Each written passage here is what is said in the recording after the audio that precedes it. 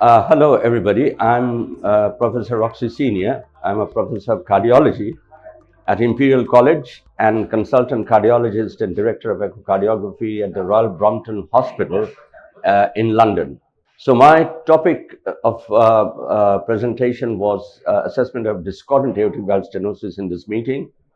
And the key takeaway points in that meeting are: number one, there is inherent inconsistency in the definition of severe aortic valve stenosis.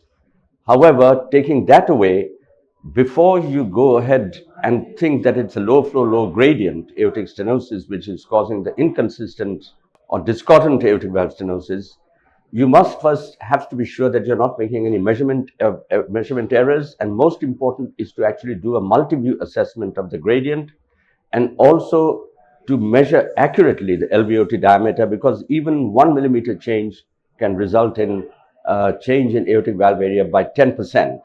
So having excluded that, you should now proceed to increase the flow of blood through the aortic valve, because we are assessing now low flow, low gradient aortic stenosis, which is the major cause of discordant aortic stenosis.